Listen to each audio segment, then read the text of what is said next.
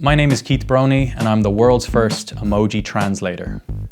So an emoji translator provides an expert service regarding the usage of emojis in various contexts. Sometimes it's about, well, taking a block of text and converting it into a series of emojis that still maintain the same meaning, approximately. More often than not, however, we do have people requesting what emoji icons would best complement this particular set of text.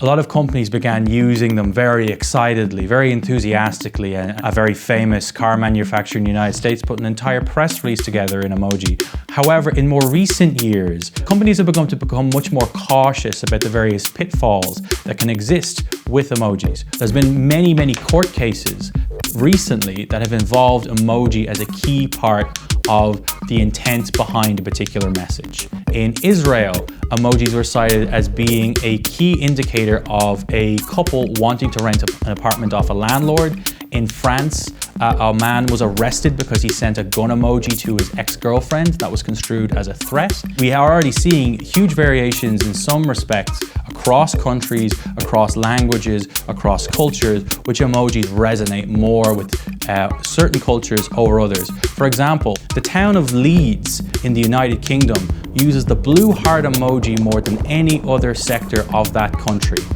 We don't know exactly why, but our suspicion is because the Leeds football team's colours are white and blue.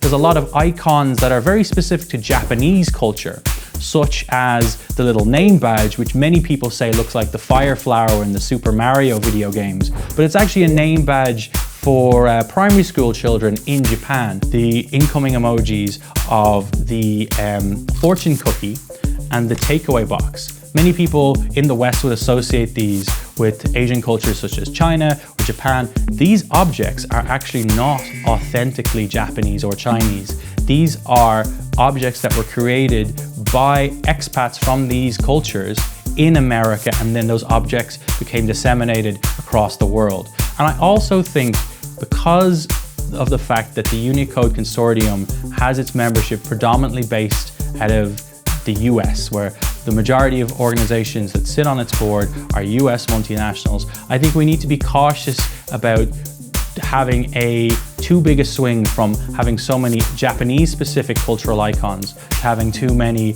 American cultural specific icons. We just need to be careful that when we think we're being more representative that we actually are. With emoji icons, as we've seen, meaning is use. Just because it happens to be a person with their fingernails getting painted doesn't mean that it can't mean a sassy and different response. Perhaps there will be a time when the peach is just a peach and no longer represents an ass. Perhaps there will be a time when the aubergine goes back to being just a simple aubergine.